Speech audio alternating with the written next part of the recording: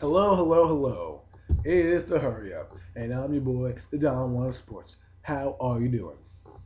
Great. Well, it's week two, or the ending of week two in the preseason, and this is what you want to talk about. I know there's one game left on tap, but if you are a fan of your team, you want to see improvement on certain areas. Now, everybody knows, if you're a diehard fan, what areas didn't work out last week. Like, whether the offensive line needs to gel, defensive players, injuries coming together, things of that nature. So, what preseason week two is a progression. Bad teams stay bad, which will carry over into the regular season. Good teams improve on what they need to work on, and because it is a shortened training camp session, it is going to be a little harder to transition. So you're going to see sloppy football. That's why in these preseason games, you saw a lot more offenses staying into the second quarter, almost into the third. I know Joe Flacco did that, you know, so a lot of teams did that just to make sure their guys getting extra work. Unfortunately, this preseason is not about the young guys. You want it to be. You want it to see the rookies this year and the young players. But unfortunately, because of the shortened off season, you don't really have that time to let them shine. So you have to accelerate the process and accelerate the learning curve. Now, what is going to happen, what I want to touch on is a couple teams. One, two teams actually: the Detroit Lions and the Cleveland Browns. Now, I don't know if you guys saw the game, but Colt McCoy in that game threw three touchdowns. Very promising for the Cleveland Browns. Um, but you can see a lot of those teams that are in the on the uptick. The Lions, the Browns, teams like that. You can tell that they can be good. The only problem is their second teamers are not that good. So you understand the dynamic of what comes into the preseason.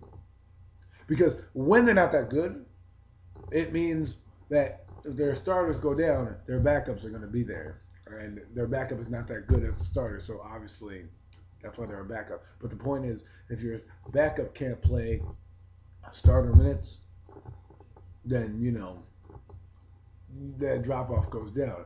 For example, the New England Patriots know that if they put in another receiver in for Wes Welker, they could still run the same offense with not much drop off. Just saying, they plug in people in that system. You understand what I'm talking about. Now, let's get to the nitty gritty. All right. We've already touched on the preseason. We've touched on the fact that the preseason is a stepping stone to the next step in the process, which is gearing up for the regular season. What you will see is in the next 2 weeks, there are cut downs on August 30th and September 1st. That means your team will be kicking off players it doesn't like, meaning teams will be scanning the waiver wire for players. Certain teams are looking for specific things like a backup quarterback or a starting tight end on the waiver wire. So, these games are, you can focus on that. They're not always about winning, don't get it twisted, but sometimes you really want to you really can tell a lot from a preseason game. Even though it is preseason, you can tell some flaws that might be with your team. But let's move on. Last night there was a fantasy draft. With a few of my friends, they were picking players. Now, what you realize in fantasy is you got to pick a lot of system players. Don't pick players because they're superstars. I mean, you can. But what I'm saying is system players. Like Arian Foster's in a system where he excels. If he goes to a different team, is he going to be that same runner? Look at that line. That line is the same line that was in Denver and made Olandis Gary, Mike Anderson, and Clinton Portis 1,000-yard backs. Now, Clinton Portis has had the most success out of all those backs that I just mentioned with his respective ball club. But he also has been injured.